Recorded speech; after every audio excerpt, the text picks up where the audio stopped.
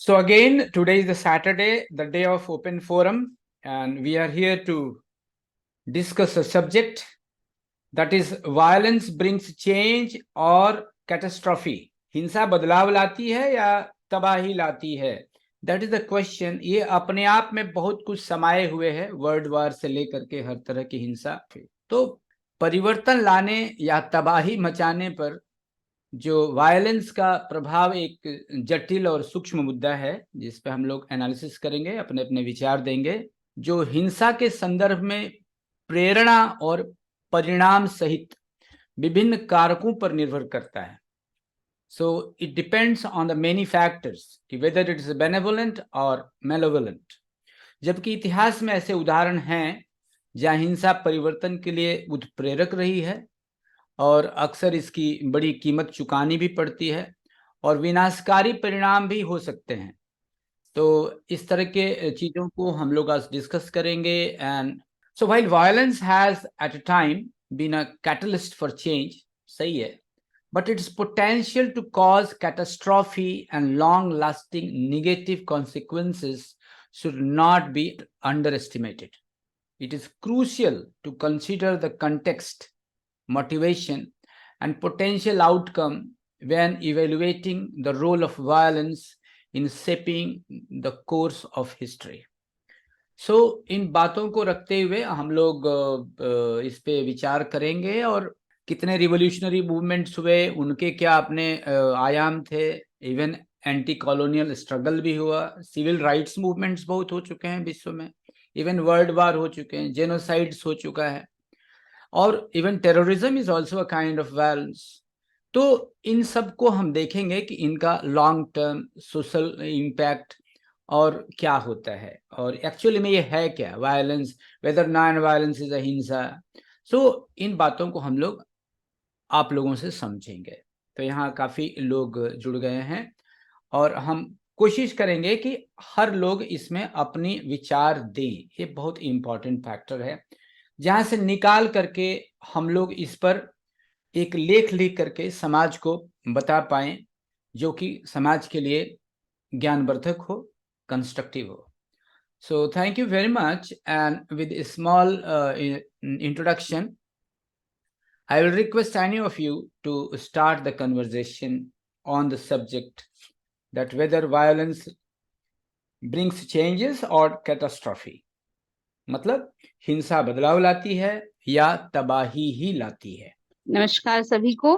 नमस्कार। दादा, सामान्य तौर पे लोगों को सोचने में और देखने में यही लगता है कि हिंसा हमेशा ही तबाही लाती है, लेकिन ऐसा हर समय नहीं हो सकता है। कभी कभी हिंसा, अगर हम चाहते हैं समाज में परिवर्तन लाना, तो और नेगेटिव फोर्सेस यानी गलत लोग बहुत ज्यादा संख्या में हैं और बहुत ताकत के साथ हैं, तो वहां पे सात्विकों को भी हिंसा के लिए तैयार होना पड़ सकता है।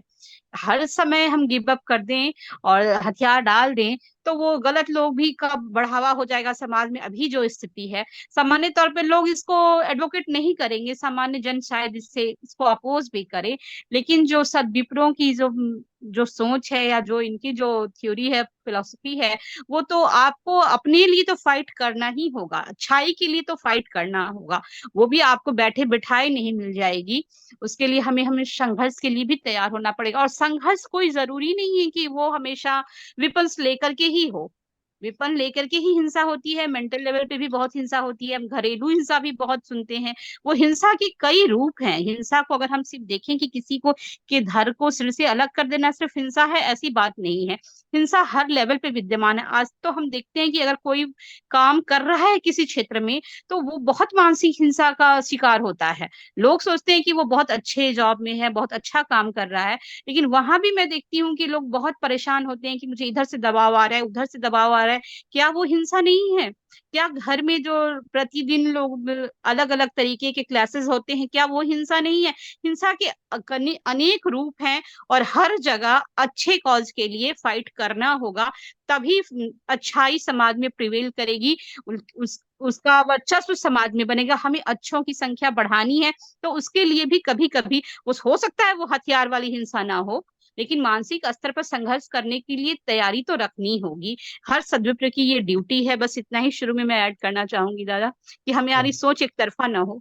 बहुत सुंदर दीदी, थैंक यू वेरी मच। आपने तो कंटेक्स्ट ही बहुत सही रखा है कि देखिए, इसके लिए जो हम लोगों का the guide of human conduct जो बुक है, that is Jivan Veda, this basically talks about the 10 commandments, you can say, और द कार्डिनल मॉरल प्रिंसिपल्स पे बात करती है। वहां पर जब हम अहिंसा की चर्चा करते हैं, जब नॉन वायलेंस की चर्चा करते हैं, तो वहां पर एक बात परिभाषा में आई है, विच changes the entire narrative of अहिंसा, जो तब तक चली आ रही थी।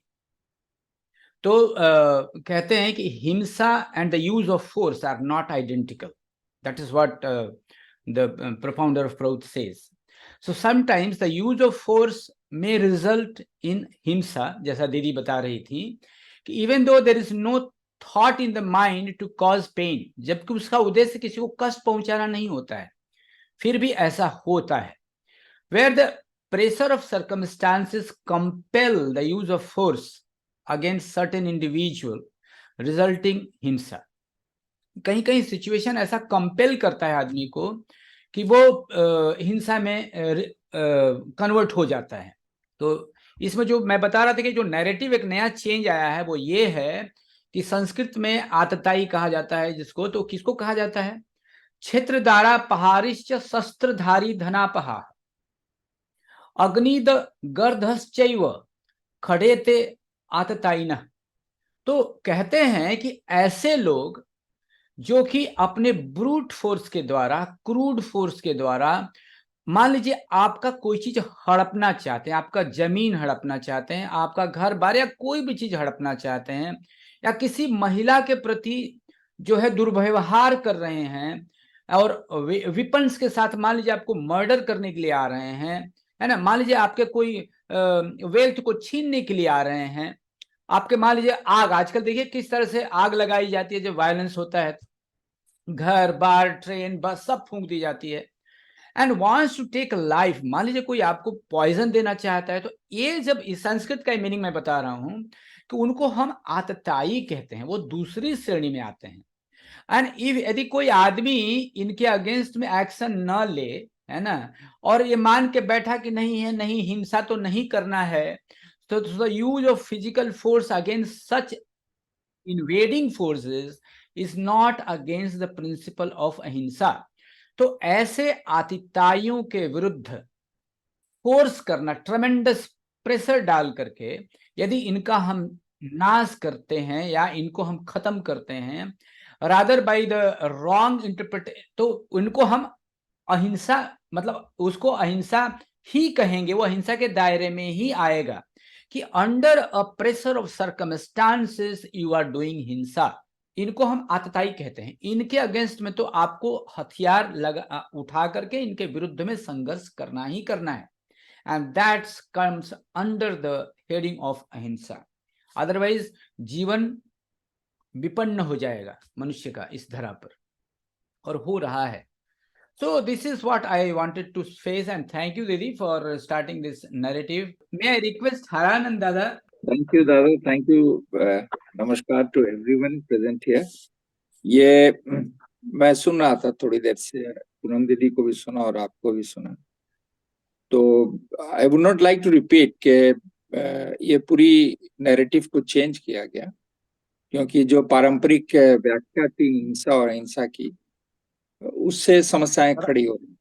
तो अभी तक जो हिंसा, जिस परिप्रेक्ष्य में हिंसा को अभी डिस्कस किया गया, वो कहीं ना कहीं वायलेंट फॉर्म ऑफ एग्रेशन था, है कि नहीं? आक्रमण का एक उग्र रूप था। एक बात इसमें जो सबसे महत्वपूर्ण है, जिस पर जो बाबा ने किया लेकिन उस पर वक्तव्य नहीं दिया, व्याख्यान नहीं दिया, वो उन्होंने कहा, डॉगमा के कॉन्सेप्ट से उन्होंने क्लियर किया कि जितनी हिंसा विश्व के इतिहास में शास्त्रों ने की है, वेपन्स ने की है, उससे कम हिंसा शास्त्रों ने नहीं की है।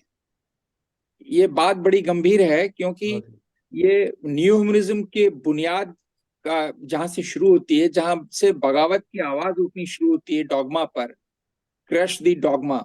जैसे वोल्टेयर ने कहा था चर्च के बारे में, क्रश द इनफेमस थिंग। और वोल्टेयर को बास्तिल प्रिजन में कैद रखा गया और फ्रांस की क्रांति की शुरुआत ही हुई। पहले बास्तिल प्रिजन पर हमला हुआ, उसमें 6-7 कैदी थे, जिसमें प्रसिद्ध दार्शनिक वोल्टेयर भी था, उसको भी आजाद किया गया। और प्रिजन के जो इंचार्ज थे उनको मार भी दिया गया। काफी हिंसा हुई, हिंसा से ही शुरुआत हुई।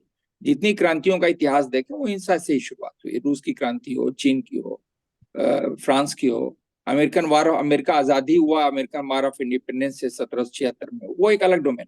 मैं इस बात को हाईलाइट करना चाह रहा हूँ कि वी शुड अप्रिशिएट, हमें इस बात को पूरी तरह समझना पड़ेगा कि स्ट्रक्चरल वायलेंस, जो ढांचागत हिंसा का स्वरूप जिसे हम कहते हैं समाज शास्त्र में, वो शास्त्रों ने दिया। जैसे हिंदुस्तान में आर्यों अनार्यों का संघर्ष बहुत पहले से चल रहा, और इस पूरे संघर्ष में समन्वय लाने की कोशिश लॉर्ड शिवा ने की, जबकि जब 3 अलग अलग ट्राइब्स की महिलाओं से उन्होंने विवाह किया। लेकिन वो मूलतः समन्वय की कोशिश थी कि आर्यों अनार्यों के बीच का संघर्ष थम जाए, थमा नहीं और तेज हो गया, वो अलग बात है, बाद में था। तो ये आर्य अनार्यों की हिंसा तो चलती रही, लेकिन बीच बीच में हमारे जो शास्त्रज्ञ थे, जो बड़े बड़े विद्वान थे, उन्होंने अपनी सोच को आरोपित किया समाज पर श्लोकों में, और उसके बाद समाज में जैसे वर्ण व्यवस्था की नींव डाली। ऋग्वेद में स्पष्ट है, कहा है कि एक ही घर में कोई शूद्र होता था, कोई खेती करता था तो वैश्य हो जाता था, कोई सेवा करता था शूद्र हो जाता था, और कोई वेद पाठ करता तो एक ही घर में 4 बच्चे अलग अलग। तो वो पूरी व्यवस्था जो थी वो कर्म मूलक थी, वो जन मूलक नहीं थी, जन केंद्रित नहीं थी।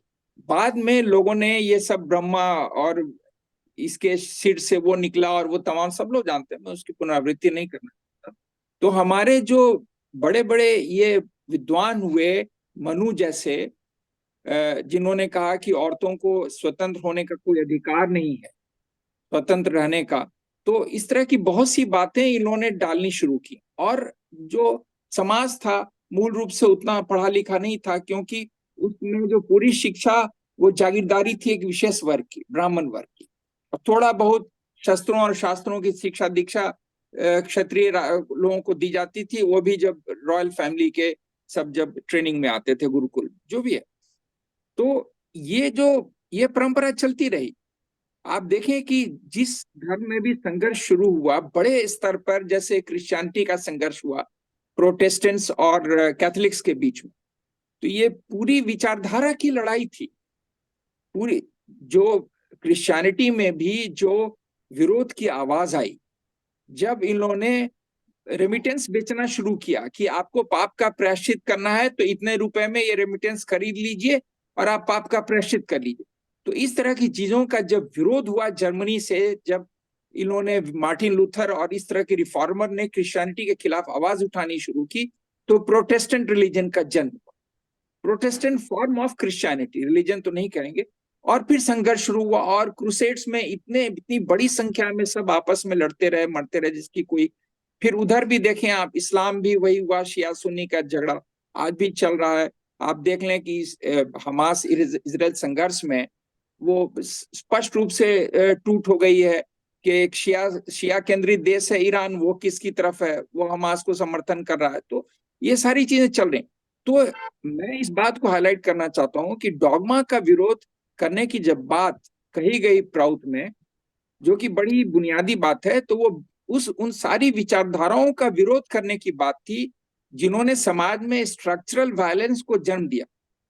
और ये आज का जो हिंदुस्तान में जो जेंडर वायलेंस की बात होती है, और जो तथाकथित निम्न जातियों की शोषण की बात होती है, जिनकी रक्षा के लिए SC ST एट्रोसिटीज एक्ट बनाया गया, प्रोविजन ऑफ डोरी एक्ट बनाया गया, डोमेस्टिक वायलेंस एक्ट दिया गया, बहुत सी चीजें की गई, प्रॉपर्टी राइट्स महिलाओं को दिए गए। इसीलिए ये जो आज हिंसा का बहुत सारा जो स्वरूप है वो शास्त्रों की व्याख्या से हुआ, और इन लोगों ने अपनी विचारधारा को समाज पर थोप दिया, और समाज समझा नहीं और लड़ता रहा, आपस में लोग जूझते रहे, और ये लोग अपनी विचारधारा का प्रचार करते रहे। इस बात को समझ लेना बहुत आवश्यक है, क्योंकि डॉगमा का जब तक विरोध नहीं होगा तब तक ये मूलतः जो समाज के ढांचे में जो स्ट्रक्चरल वायलेंस है उसकी कभी समाप्ति नहीं होगी। तो आज हिंदुस्तान का समाज जो बट गया है टुकड़ों में, उसमें जो है मूलतः ये वर्ण व्यवस्था है, जाति व्यवस्था है, जो जिसकी आधारशिला कहीं और है, वैचारिक आधारशिला है उसकी। मैं दार्शनिक तो नहीं कहूंगा, वैचारिक आधारशिला। तो पहली बात तो ये। दूसरी बात कि हिंसा पर तो एक world report on on violence United Nations release करता है। हिंसा की व्याख्या वर्ल्ड हेल्थ ऑर्गेनाइजेशन ने की है, एनसाइक्लोपीडिया ऑफ वायलेंस ने की है। हिंसा को कई प्रकार से डिफाइन किया गया और इसके स्वरूप भी कई हैं। सभी जानते हैं कि फैमिली, दादा ने अभी ठीक ही का एक सवाल उठाया कि परिवार के स्तर पर ही हिंसा शुरू हो जाती है और बचपन से हिंसा का ऐसा सामाजिकरण होता है, सोशलाइजेशन होता है कि व्यक्ति उसको एक्सेप्ट करने लगता है कि हाँ, हमारे घर में मारपीट हो रही है दो सदस्यों, वरिष्ठ सदस्यों के बीच में, तो कहीं से हिंसा जस्टिफाइड है। तो ये हिंसा का स्वरूप बचपन से ही बनने लगता है। और इसका जो एक मनोवैज्ञानिक कारण जो बाबा ने स्पष्ट किया कि इमोशन पर अगर उचित कंट्रोल ना हो तभी हिंसा होगी। अगर भावना पर उचित नियंत्रण हो, आदमी सोच समझ के काम करे, तो मारपीट पर और इस तरह की हत्याओं पर, आगजनी पर उतारू नहीं होगा। ये तभी होता है जब भावनात्मक भाव में ये सारी चीजें की जाती हैं। तो ये हिंसा के कई स्वरूप हैं, उस पर सबने इस देश में अनुभव किया है कि इतने स्वरूप हैं जिसको एक छोटे से डिस्कशन में समेटना संभव नहीं है। तो एक स्ट्रक्चरल वायलेंस की बात हो गई। Violence based on ideas, ideologies and dogmas, ये एक अलग डोमेन है जिसने इतिहास को शुरू से सताया है और आज भी ये गया नहीं है कहीं भी। आज ये बुनियादी तौर पर जो हिंसा की जड़ें हैं वो यहीं गहरी। दूसरी बात कि समाज में जो आर्थिक विषमता है, मैं मूल कारणों पर फोकस कर रहा हूं। जो सतह पे आग लगी है मैं उसकी बात नहीं कर रहा हूं, ये आग कहां से सुलग रही है बात उसकी हो रही है। तो एक तो स्ट्रक्चरल वायलेंस की बात हो गई, इसकी बुनियादें, इसकी जड़ें दूर किसी सिद्धांत में है, दर्शन नहीं, किसी विचारधारा में। दर्शन कहना तो उसका अपमान होगा। खैर, दूसरा मैं ये कह रहा हूं कि जो आर्थिक विषमता है, जब तक ये दूर नहीं होगी तब तक जो वंचित वर्ग है, सुविधाओं से वंचित है, मार्जिनलाइज्ड वर्ग है, सोशली मार्जिनलाइज्ड है, आर्थिक रूप से या इमोशनली मार्जिनलाइज्ड है कि हम माइनॉरिटी हैं, हमें दुबक के दब के जीना है, इस मानसिकता में ही हिंसा जन्म लेती है कि भाई हम तो दबे हुए हैं, हम पर अत्याचार हो रहा है, तो जब मौका मिलेगा हम भी प्रतिशोध लें। तो बहुत सारी हिंसक घटनाएं जो हैं वो प्रतिशोध के कारण होती कि हमें अब तक दबाया गया 1000 वर्षों तक। सिंधु घाटी में हम गले में घंटी बांध के चलते थे सड़क पे, तो आज मौका मिला है तो हम भी नहीं छोड़ेंगे। तो ये प्रतिशोध की आग जो है तभी बुझेगी जब आर्थिक विषमता भी दूर हो और सामाजिक विषमता, जिसे स्ट्रक्चरल वायलेंस का स्वरूप मिल गया है, वो तभी दूर होगी जब बुद्धिजीवी वर्ग इस बात को समझे कि डॉगमास ने समाज को किस तरह हिंसा की अद्भुत सौगात दे रखी और वो पूरे सोच में इस तरह हिंसा बैठाई जा चुकी है कि वो मन से निकलता नहीं है। घर में बचपन से ही एक तरह की सुपीरियरिटी कॉम्प्लेक्स डाल दिया। मैं जेंडर वायलेंस का उदाहरण दे रहा हूं। बचपन से ही एक तरह की महामान्यता डाल दी जाती है पुरुषों, माने बॉयज के दिमाग में कि वो सुपीरियर है, क्योंकि वो देखते हैं कि सबसे पहले मिष्टान मुझे मिलता है, सबसे पहले मैं विशेष अतिथि हूँ, उसके बाद बहनें खाती हैं। त्याग, और त्याग के नाम पर क्या होता है, बहनों में इन्फिनिटी कॉम्प्लेक्स चला जाता है और भाइयों में एक तरह से वो खुद महसूस नहीं करते हैं कि हम सुपीरियरिटी कॉम्प्लेक्स से ग्रस्त हो रहे हैं, लेकिन वही सुपीरियरिटी कॉम्प्लेक्स परिलक्षित होता है जब वो उनका सलूक अपनी पत्नी के साथ उभर कर आता है कि वो सोचते हैं कि नहीं, मैं तो पुरुष केंद्रित समाज का व्यक्ति हूं, मैं तो ऐसे ही जीऊंगा, मैं सही हूं। तो ये हिंदुस्तान में नहीं, हर जगह ये सोच है। उसी सोच के खिलाफ जो पूनम जी ने अभी इशारा किया, बगावत की आवाज आ रही है और बगावत जब भी होगी उसमें हिंसा होगी। हिंसा जब भी हो, क्योंकि किसी भी दलित, दमित, शोषित और दलित व्यक्ति का जब विरोध सामने आएगा तो वो भावनात्मक विरोध भी होगा, वैचारिक तो होगा ही, क्योंकि उसको मतलब सदियों से, वर्षों से सताया गया है, और साथ में भावनात्मक होगा। जब भावना प्ले करेगी तो कहते हैं ना कि when emotions run high rationality jumps through the window, Angrezi में कहते हैं। तो वैसी स्थिति में आप विवेक का प्रयोग करने की बात ना की जाए, क्योंकि वो वर्षों का की कुंठा है जो उभर के आई है। तीसरी बात जो एक दार्शनिक स्तर पर बाबा ने स्पष्ट किया है, जिसे बाबा ने 642 में भी इस वर्ड को यूज किया है, कॉम्बिनेशन ऑफ अपोजिट्स, वैपरीत्य का समाहार। This word has been used in 642 and 2100 Prabhat Sangeet songs. और उन्होंने कहा, ये अपने डिस्कोर्सेस में भी कहा है कि क्लैश और कोहिजन जो है वो सृष्टि की बुनियाद। अब ये हिंसा की जो बुनियादी दार्शनिक व्याख्या की बात की जा रही है, ये तीसरे स्तर पे बात की जा रही है, वो क्या है?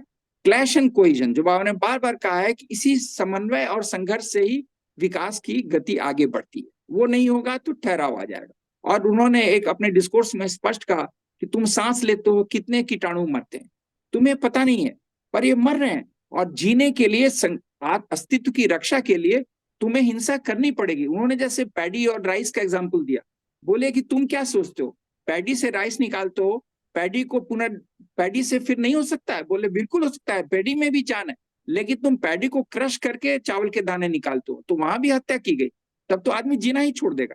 इसीलिए उन्होंने बुद्ध और महावीर के जो अहिंसा की बहुत सीमित और अव्यवहारिक व्याख्या थी, उसको रिजेक्ट कर दिया। कहा कि जीवन ऐसे चलेगा नहीं, तुम अगर हिंसा और अहिंसा की ऐसी सीमा रेखा और लक्ष्मण रेखा खींच के आगे बढ़ो। तो ये दार्शनिक स्तर पे ये बात कही, बाबा ने कहा कि प्रकृति कॉम्बिनेशन ऑफ ऑपोजिट्स है, centrifugal force and centripetal force. एक केंद्र की ओर खींच रहा है प्रति संचर में, एक केंद्र से बाहर फेंक रहा है संचर में। तो ये पूरी सृष्टि जो है, इससे हम कभी बाहर निकल नहीं पाएंगे। कुछ हद तक इस बात को मान के चलना पड़ेगा कि संघर्ष के दौर में हिंसा होगी ही। पर ये बात जो राजेंद्र दादा ने बहुत सही कही कि the main ingredient of violence is intention. क्या आपकी मंशा है, जो लॉ में पूनम दीदी जानती हैं मेंसरिया कहते हैं, intention to commit any crime. तो अगर आपकी इंटेंशन में हिंसा नहीं है, अगर आप चावल खाकर जीना चाहते हैं इसीलिए धान को कूटा जा रहा है, तो हिंसा नहीं है।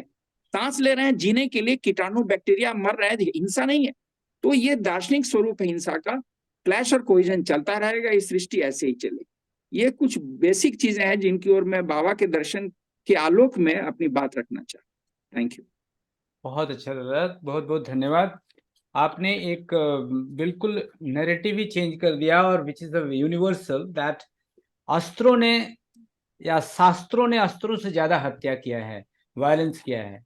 ये तो ये छुप जाता है किसी भी डिस्कशन में, ये इतना महत्वपूर्ण विषय है, लेकिन ये बिल्कुल गौड़ हो जाता है, जबकि सच्चाई है कि वही बल्कि ज्यादा डोमिनेंट विषय है एज फार एज हिंसा की बात जब होती है। तो और कोई यदि अपना वक्तव्य कुछ अलग कहना चाहते हैं, आप बोल सकते हैं, कृपया प्लीज। लोग कहते हैं कि दो तरह से अप्रोच होता है, एक होता है कि मानवीय आवेदन करके यदि किसी को मनाना है, और दूसरा होता है कि उस पर सर्कमस्टेंशियल प्रेशर डाल करके। तो कहते हैं कि देखो, ये सुनने में तो बहुत अच्छा लगता है कि मानवीय आवेदन अच्छी बात है, वाकई ऐसा हो तो अच्छी बात है, लेकिन कहते हैं कि किसी भी विप्लव में, किसी भी जब संघर्ष होता है कहीं समाज में, कारण बहुत, जैसा आपने बताया, बहुत कारण हो सकते हैं, ऑल काइंड ऑफ डिस्पैरिटी, और वेदर इट्स जियो सेंटिमेंट और सोशियो सेंटिमेंट और रिलीजियस सेंटिमेंट, हर सेंटिमेंट जहां, जैसा आपने बोला, भावनाएं में जब मनुष्य बहता है तभी ये स्थिति आती है, उसके कारण चाहे कितने भी कोई भी हो। तो बाबा कहते हैं कि यदि कोई चाहता है, अक्सर जैसा आपने बोला फ्रांस की क्रांति ली जाए, कहीं की भी, तो हत्याएं हुई हैं, और ये इसलिए होता है कि इसको अवॉइड किया जा सकता है, लेकिन एक ही तरीका है।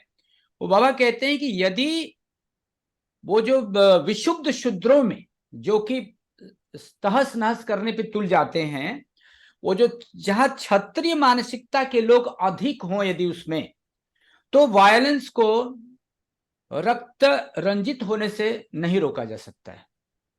लेकिन इसको रोकने का एक ही तरीका है कि इंटेलेक्चुअल वर्ग जो है, जो विशुद्ध शूद्रों में यदि विप्रों की संख्या या विप्रोचित भावना के मानने वालों की संख्या यदि अधिक है, और वो यदि डोमिनेट करते हैं, तो ये संभावना रहती है कि रक्तपात न हो और संघर्ष भी हो, जैसा कि ऐसा भी हुआ है समाज।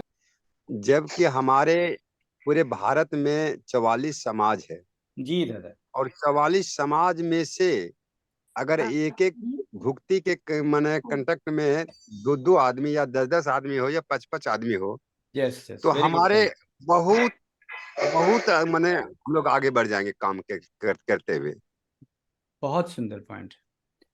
तो ये जो आपने जो बात कही, और आपने बहुत सही बात कहा, ये जो हमारे समाज जो उसको इस सेक्टर में, दिल्ली सेक्टर में, या जो 44 समाज हैं, उनमें दादा का कहना है कि हमारी आवाज सुनी जाएगी। आई थिंक आप यही बोलना चाह रहे हैं कि हमारी आवाज, यदि हमारे यहाँ 10-10 लोग भी हों, दादा ने 2-4 बोले, तो आप 444 समाज में, even if there are 10 people, और जब आप युक्ति संगत बात, देखिए प्रोटिस्ट हमेशा युक्ति संगत बात ही करता है, और इसको लेकर के जब अपनी आवाज बुलंद करेंगे तो आपकी आवाजें सब लोग सुनेंगे। तो दादा का कहना था कि इसके सॉल्यूशन के तहत इनका कहना है कि यदि यूनाइट होकर के हम लोग इस तरह की अंधविश्वास को या इस तरह के किसी भी विषम परिस्थिति को यदि हम सही करना चाहें तो आवाज, मतलब वो कारगर हो सकता है। आई थिंक दादा ऐसे ही बोलना चाह रहे हैं। थैंक यू दादा, थैंक यू वेरी मच। बीच बीच में समाज मूवमेंट को ऐसी बातें रखनी चाहिए। धन्यवाद। यस दादा, thank you, we are waiting for you. नमस्कार। ओके नमस्कार यदि आप नमस्कार। हिंदी में बोल सकें तो हमारे मिक्स कर सकें तो अच्छा रहेगा। Thank you, I know that मगर मुझे थोड़ा मुश्किल है, बच्चों की भी कोशिश करूंगा। मैंने बहुत जब बहुत ही when I was very young rather, मैंने एक दादा से सुना कि आप अगर फिजिकल वेव है, physical wave also is a force, or physical application of physical force also a wave. He said, and then there is also a psychic wave or a psychic application of psychic force. But the theoretical arguments and the depth of your what you call appeal to the society or appeal to the population. Then third thing is the spiritual wave, the application of spiritual force. So हमारे दादा जब वो मुझे क्या बोले कि जो thought and action spiritual wave से वाइब्रेट होती है, स्पिरिचुअल वेव में वेव से जुड़ती है, तो उसकी लाइफ बहुत लॉन्ग रहती है, वो आइडियोलॉजी का, वो दार्शनिक का, वो थिंकिंग का। तो एग्जाम्पल बोले कि देखिए, you look at like what is Buddha, then Mahavir, then Sikhism. See, they are all thousands of years old. So but intellectual movements come. The intellectual movements life may be some centuries or decades, and you look at the life of what happens with the application of physical force alone. Its effect is very, very ephemeral, or let us say very temporary, or doesn't have. See, some people may disagree with all that, but here, of course, when you are trying to analyze like this, it only shows you the what would be more effective in a situation. See, बाबा ने भी एक बात बोली है कि we are intellectual revolution, and only after the intellectual revolution, when it validates itself in the eyes of the people, then perhaps you have to use circumstantial force. Then after circumstantial force also doesn't yield results, then you have to go for a fight or a struggle against the opposing forces, or application of force, application of violence.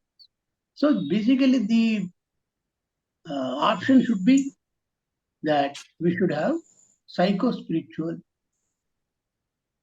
vibration or application of psycho-spiritual force in transformation of society. Because we have seen the example of those who have used the psycho-spiritual force, whether it is Mahavir, Buddha, Christ, or even Muhammad, Prophet Muhammad. Their movements have had a very long-lasting, also there is a very powerful impact on transforming large, what you call, populations or large millennia through millennia. So when it comes to violence alone, when the violence as it is, the violence for the sake of violence, that has only lived very short while. There must have been Timur was there, Mongols were there, Hitler was. They have used violence, and ultimately, they are forgotten, or they are only remembered for their violence or for their being very anti, not humanistic, but as demons in the shape of human being. So I have seen, of course, this may not enlighten much, because Haran Dada और मेरे जो speakers मेरे पहले बात किए हैं, वो लोग बहुत cogent and very close to what you call our Mark, neo-humanist philosophy of Anand Mark. They have given a much better, closer analysis, close to the more analysis of the idea, the place of violence in transformation of society. Now, what I say is that the transfer, as I said, there has to be 3 levels. You have to apply psychic force. Only when the psychic force fails, you have to use circumstantial pressure. If the circumstantial pressure fails, then you have to go for violence.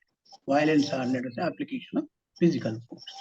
So this is the what you call rather prioritization, or evaluation of the nature of human action for change.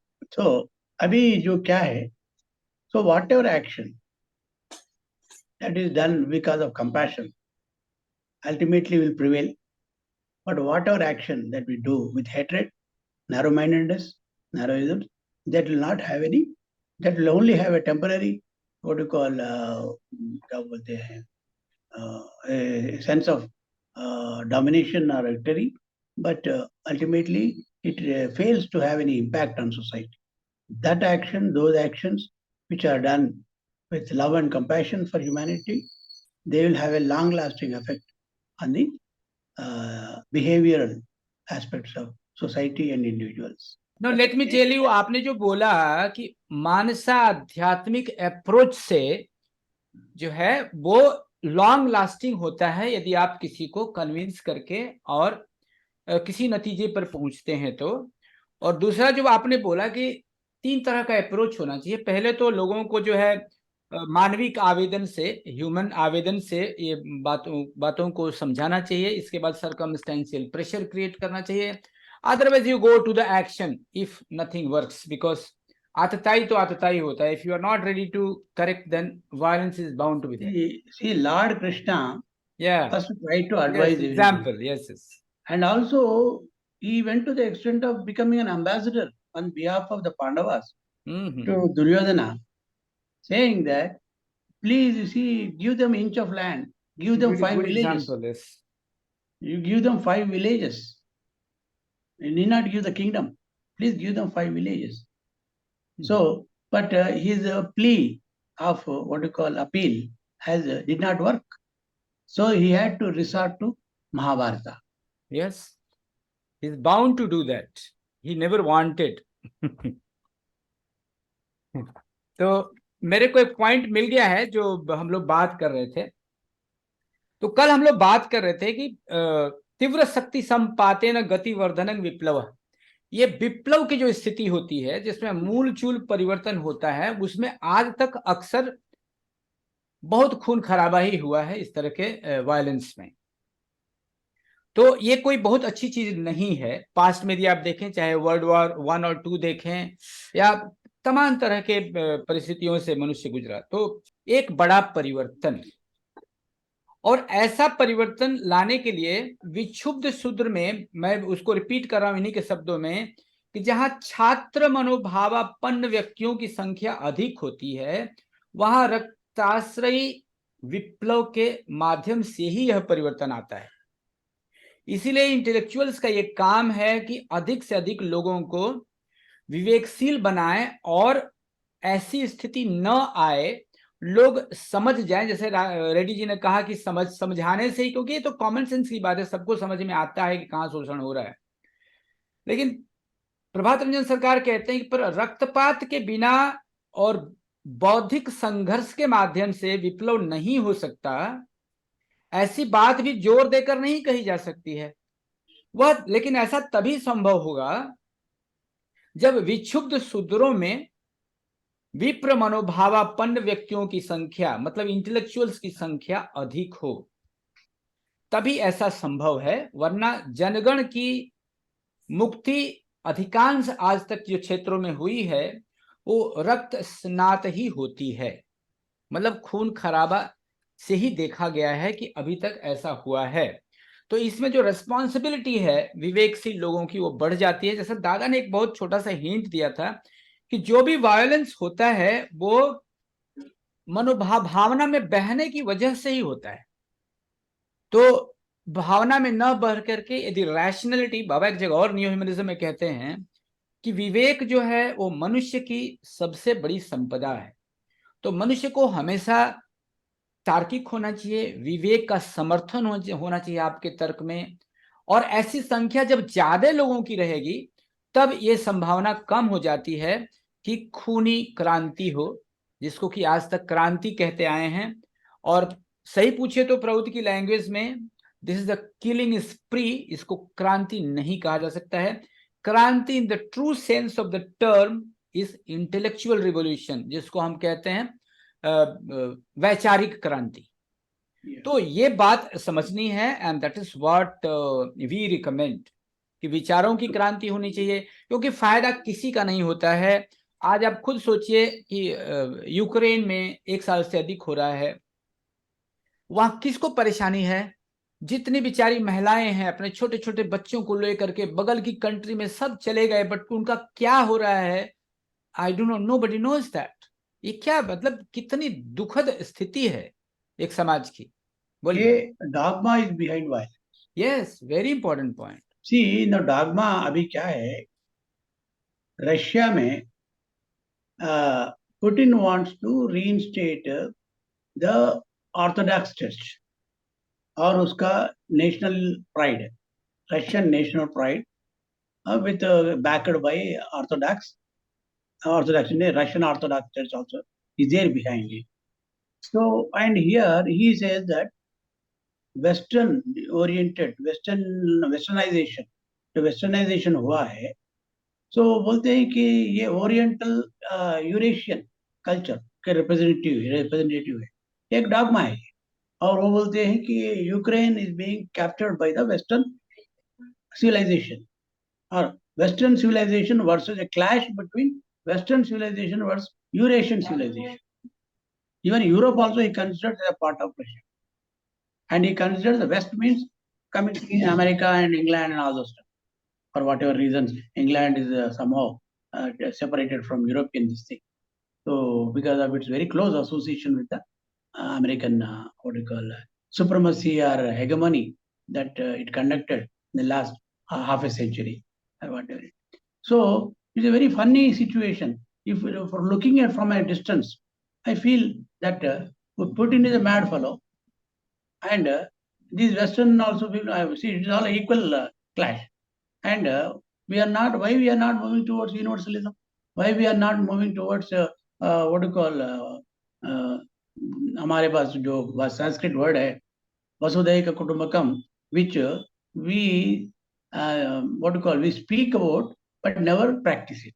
हमारे घर में हम practice नहीं करते हैं, वसुधैव कुटुंबकम practice नहीं करते हैं। दादा उसके प्रैक्टिस दुनिया वालों के लिए बोलते हैं हम आप ये प्रैक्टिस करिए। That is the hypocrisy about it. Yes. Thank you, Dada. And even this war between let us say what we call Jews and Arabs, what we call Jews, not even Jewish Israel and as well as Palestine. And funny arguments are now being made saying that Palestinians are originally Jews. नहीं, They are not Arabs. They are non-Arabs and they are Jews. So Arab, non-Arab, Jewish, non-Jewish. See, all these are all dogmas only. They don't Yes. fail to recognize the biopsychic identity of human beings. Everybody is a human being who has no difference between them. मानव मानव एक है.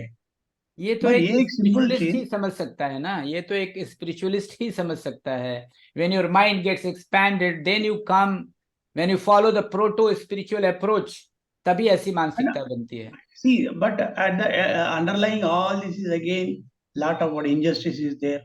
Yes. For example, inferiority complexes, superiority complexes, या. economic and exploitation, psychological exploitation. नहीं, हरानंद दादा ने इसको चीजें बहुत हैं. खूबसूरत से हाँ, समराइज किया. आप सही बोल रहे हैं. यस दादा. Yes, see, ultimately dogma is behind violence. Yes.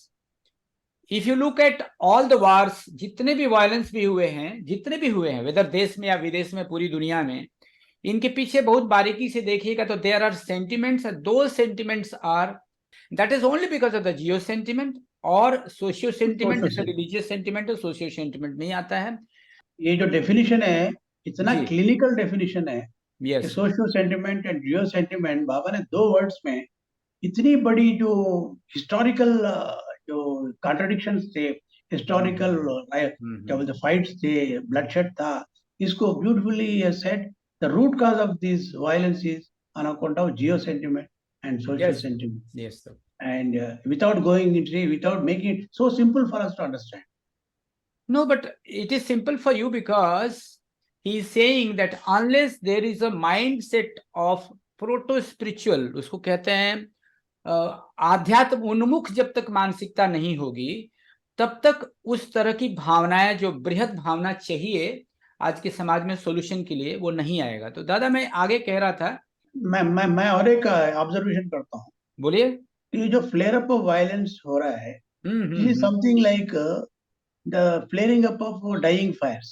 The flaring up of dying fires. Yes. Actually, they are dying. Those ideologies are dying.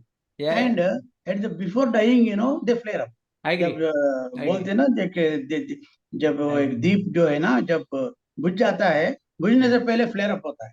उदाहरण के लिए भारत में, आई मीन ये जो अननेचुरल चीजें हैं, for example casteism, let us take one example, और the religious sentiments, ये जब लोग आगे बढ़ रहे हैं तो धीरे धीरे कम हो रही हैं. लेकिन इनको फ्लेयर अप करने वाले पॉलिटिशियंस हैं, वो इनको भुनाते रहते हैं. और आज आप देख रहे हैं माहौल, चाहे वो कास्ट का माहौल है, रिलीजन का माहौल हो, इसको लोग उभारते हैं अपने स्वार्थ के लिए. अदरवाइज ये अपने आप नेचुरल डेथ इनकी होनी ही है, because they are unnatural. Basically yes. ये जो है ना, ये जो पॉवर्टी ऑफ क्या बोलते हैं आउटलुक, और रादर आइडियोलॉजिकल वैक्यूम बोलते हैं. So people know, they know that, for example, this the narrow sentiments have no what you call no place in the future, where science is now what you call firm going forward, and they cannot establish these narrow things and all that. What I feel is a kind of nostalgia, or you can call it, or some kind of bringing back. नेक्रोफेलिया बोल के एक बात है. नेक्रोफेलिया एक word use करते हैं. नेक्रोफेलिया क्या है मालूम? Eating the dead bodies. Eating the dead bodies is called necrophilia. Today, what is happening is these fellows are eating the dead psychologies, dead ideologies. Dead ideologies ka, they eat dead ideologies and get the energy and do all this violence. Bharat में जो आपने देखा, मैं थोड़ा सा बात करना चाहूंगा, जो हमारा रिलीजियस सेंटिमेंट की जो बातें हैं, इसके चक्कर में भारत में विशेष करके दंगों में, आई मीन बिल्कुल बिना बात के दंगे होते हैं, दुकानें जलती हैं, लोग मरते हैं, है ना. और इस बात का एहसास भी होता है कि ये बिल्कुल एक पागलपन का दौर है ना, ये उस समय गुजरता है पूरा समाज. अरे कुछ तो वजह हो लड़ने की. तो रिलीजियस सेंटिमेंट के बारे में जो कॉमन फैक्टर्स है वो है कि इनके जो हाँ कॉमन विचार हैं. उदाहरण के लिए मैं एक दो विचार शेयर करूंगा, विच आर वेरी पावरफुल. जो मैं सोच रहा था कि यदि रिलीजियस सेंटिमेंट की बात, जैसा कि दादा ने बोला, हरन दादा ने, कि जितना अधिक हत्याएं पूरे विश्व में, नॉट इन ओनली इंडिया, समाज में मनुष्यों की हत्याएं शास्त्रों ने की है, उतना आज तक शस्त्रों ने भी नहीं किया. तो ये मनुष्य को समझना होगा और उसके लिए मनुष्य को तैयार होना होगा। और उसको तैयार होने के लिए आपको जो आपका जो साइको स्पिरिचुअल पाथ है एंड स्पेशली द 16 पॉइंट्स का पालन करके ही आप ऐसी मानसिकता पैदा कर सकते हैं जैसा कि होना चाहिए, और तभी समाज बच सकता है। तो मैं एक बात कह रहा था कि जैसे कॉमन फैक्टर है कि हम लोग बात करते हैं कि सांप्रदायिक हिंसा है ना, ये क्यों होती है? आध्यात्मिकता की समझ के अभाव के कारण। लोग जो है रैपर्स पे, जो उसको कहते हैं ना कि छिलके पे लड़ाई लड़ते हैं, है ना। राजनेता जो है अज्ञानता व शिक्षा और समझ की कमी का अनुचित चुनावी लाभ उठाने के लिए ऐसा माहौल बनाते हैं, और मानवता को एकजुट करने के लिए सामान्य बुनियादी कारकों पर गौर करने की जरूरत है। और वो श्री प्रभात रंजन सरकार कहते हैं कि you have to look at the common points. For example, let us go to the core of religion ही चला जाए तो मैं एक बात मैंने सुना था कहीं कि कहते हैं कि जो कुरान में लिखा है कि वल अव्वल, मतलब वो भी यही कहता है कि वही बिगिनिंग है और वही एंड है। Look at the broader sense, इसको देखिएगा। फिर होता हुवल अव्वल, इसके बाद कुछ भी नहीं है, मतलब he is talking of the Brahma. And इसके बाद एक लाइन आती है कि अवलो अव्वल, स्पष्ट रूप से जो कुछ दिखता है वह भी वही है, जो हमारा सेकंड लेसन है, और जो नहीं दिखता है उसको कहते हैं अव्वल बातीन, मतलब वह भी वही है। मतलब whether we can imagine, whether we can see, whether we do not see, whatever is there, it is he only, and that is what we call, what our even Gita में भी सेंटेंस है जिसको हम सेकंड लेसन में मधु विद्या में chanting करते हैं। और इसी तरह से बाइबल भी कहता है अल्फा और ओमेगा, मैं अल्फा हूं और मैं ओमेगा हूं, मतलब I am the beginning and I am the end. तो ये जो बातें हैं, और इसी तरह से कहते हैं कि सूफी लोग कहते हैं, आपने सुना होगा, मैं इन्हीं रेड्डी जी के किसी आर्टिकल में पढ़ा था, अनल हक सूफी का कहना है कि मैं वही हूं। इसी तरह से वेदांत भी कहता अहम ब्रह्मास्मि। तो ये जो कोर है, मेरे कहने का मतलब है कि जो सो कॉल्ड रिलीजन्स हैं, इनके कोर में तो आध्यात्म है, लेकिन उनके पेरिफेरी में इतना आडंबर है, इतना अंधविश्वास है कि लोग उस कोर को छोड़ करके वो रैपर्स पे लड़ाई करते हैं और एक दूसरे की जान के भूखे हो जाते हैं। And that is why people should be educated, क्योंकि ये आध्यात्म की जानकारी के अभाव में ही ऐसी स्थिति पैदा हो रही है। तो जब सब यही बात कहते हैं तो क्यों लड़ाई करें? यदि सबको ये बात समझ में आ जाएगी, then it will be very easy to bring the mass together. एक एग्जाम्पल याद आ रहा है, शायद बसरा इराक की कोई महिला थी सूफी, उनका नाम रबिया था, बड़ा फेमस इनका कोई स्टोरी है, रबिया अल बसरी। तो जब सब लोग जा रहे हैं मस्जिद में नमाज पढ़ने, तो रबिया बड़ी बूढ़ी थी, वो अपने टूटा फूटा मकान के सामने घूम रही थी। तो जब लोग अजान दे के वापस आ रहे थे तो वो कुछ ढूंढ रही थी। लोगों ने पूछा कि ये बताओ तुम क्या ढूंढ रही हो? ये मैं स्पिरिचुअलिटी के सेंस में बता रहा हूँ, रिलीजन के सेंस में बता रहा हूँ। तो वो कहती है कि मैं सुई ढूंढ रही हूँ। तो सब लोग मिलकर के उसको हेल्प करने के लिए सुई ढूंढते हैं। तो लोगों ने बाद में पूछा जब नहीं मिली सुई, तो कि ये बताओ रबिया कि तुम्हारी सुई खोई कहाँ थी? तो बोलती है मेरे घर के अंदर। तो बोला तुम फिर बाहर क्यों ढूंढ रही हो? तो रबिया का उदाहरण था कि तुम लोग भी, जब तुम्हारे अंदर वो रब बसता है तो तुम उसको ढूंढने के लिए बाहर क्यों जाते हो? That was the message that Rabia wanted to give. तो ये जो मैसेज है ये बहुत इंपॉर्टेंट है, that we should look at the common factors. Otherwise इन फालतू की बातों पर हम लोग लड़ते रहेंगे। और जहां तक बिना प्रोटो स्पिरिचुअल, मतलब बिना आध्यात्म उन्मुख मानसिकता बनाए हुए जो लोग क्रांति के बारे में बड़ी बड़ी बातें करना बहुत आसान है, और दर्शक आश्चर्यचकित होकर के तालियां भी बजाते हैं, लेकिन वास्तव में क्रांति लाना बिल्कुल भी आसान नहीं है। रिवॉल्यूशन लाना, मेरा कहने का मतलब है ब्लडलेस क्रांति लाना इतना आसान भी नहीं है। जो क्षत्रिय या विपरीत विचार वाले शूद्र क्रांति के अग्रदूत हैं। I am talking of the Proutistic approach. उन्हें अनुशासित रहना सीखना होगा, उचित क्रांतिकारी प्रशिक्षण लेना होगा, अपने चरित्र का निर्माण करना होगा, नैतिकवादी बनना होगा। एक शब्द में उन्हें वह बनना होगा जिसे बाबा कहते हैं कि मैं सद्विप्र कहता हूं। एक सद्विप्र ईमानदार लोगों के खिलाफ आंदोलन नहीं चलाएगा, भले ही वह उन्हें पसंद न करता हो, लेकिन एक सद्विप्र बेईमान लोगों के खिलाफ निश्चित रूप से कार्रवाई करेगा, भले ही वह उन्हें पसंद क्यों न करता हो, भले उसके दोस्त ही क्यों नहीं हो। तो ऐसे मामले में किसी भी प्रकार की मानसिक कमजोरी लाना उचित नहीं होगी, और इसी वजह से सब रक्तपात और शोषण होता है। तो ऐसे कठोर जो सद्विप्रों की क्रांति के जो दूत होंगे, जो 16 पॉइंट्स में एस्टैब्लिश होंगे नटसेल में, वे ही क्रांति का संदर्श दुनिया में सच्चे रिवॉल्यूशन ला सकते हैं।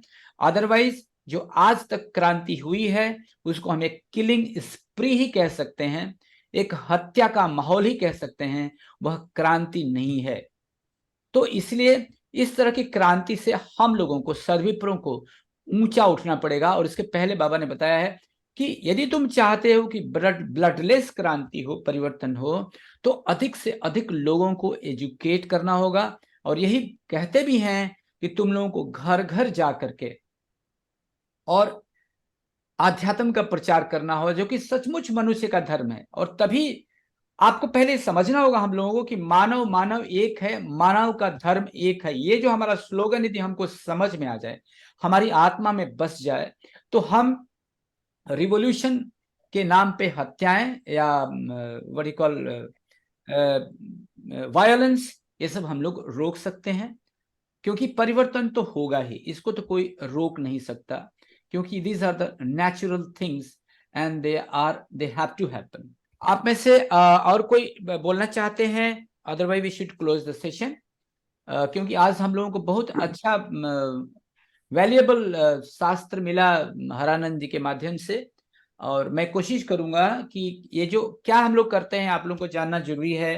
इसमें जो कुछ नए नए अच्छी अच्छी बातें आती हैं उसको ले करके मैं एक आर्टिकल लिखता हूं महीने में, और वो आर्टिकल proutnow.com में कोशिश करते हैं हम लोग की छपे, ताकि दुनिया समझे कि हम प्रोटिस्टों का, हमारा जो सब्जेक्ट लिए हैं इसके बारे में क्या विचार है।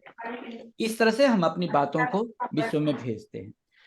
चलिए, इसमें आप लोगों का कोई final comment? Otherwise we should close the session.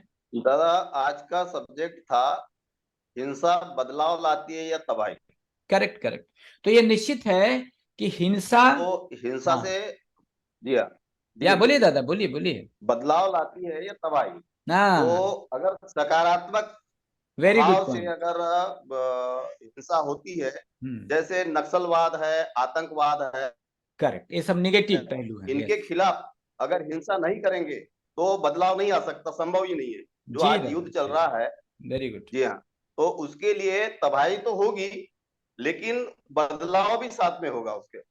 Yes, उदाहरण हमारे सामने है, महाभारत का पूरा उदाहरण है। पहले प्रयास किया गया, हर तरह से प्रयास किया गया कृष्ण के द्वारा, और जब कोई विकल्प नहीं बचा तब जो है विवश होकर मजबूरी में जो है फिर युद्ध करना हिंसा में कदम उठाया गया। और बिल्कुल। बाद में है, बाबा भी बोले हैं, कृष्ण भी बोले हैं कि धर्म की रक्षा के लिए तो कुछ भी करना पड़े तो चलेगा।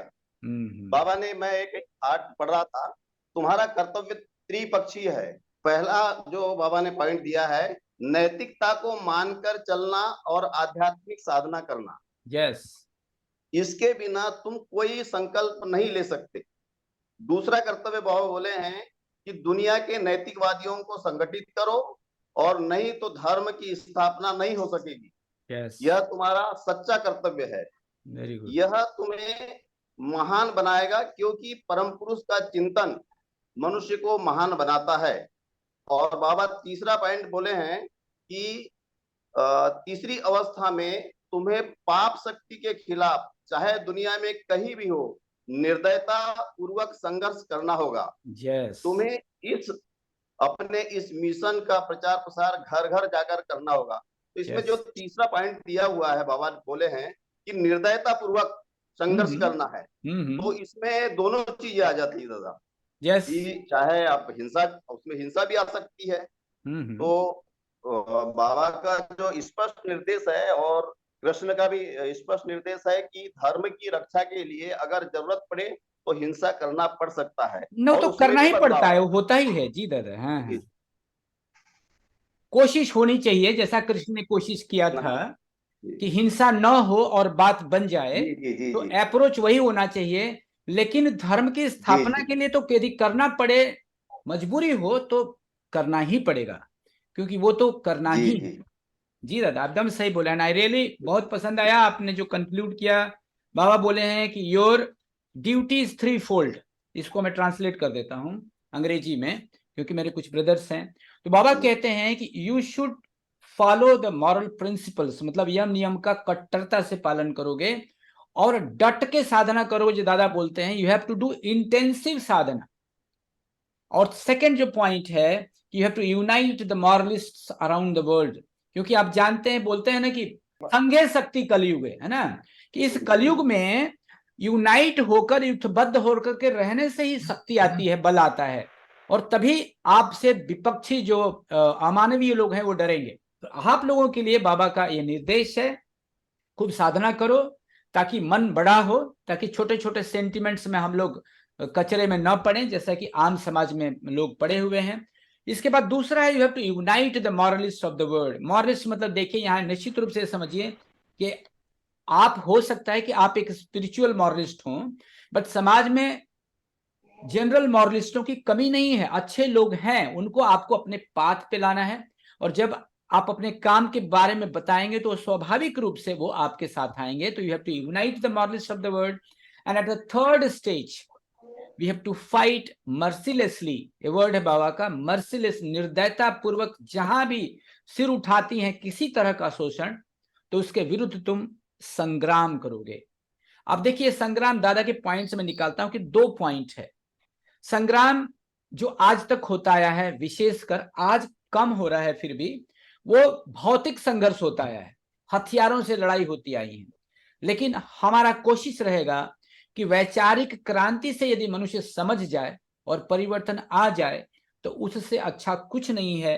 वरना प्रकृति तो अपना करवट लेगी ही, और समाज में बदलाव तो होना ही है, क्योंकि ये परम पुरुष की इच्छा है, उसको प्रकृति को करना उसका धर्म है। So with this intention, I think we should close the session. Thank you very much.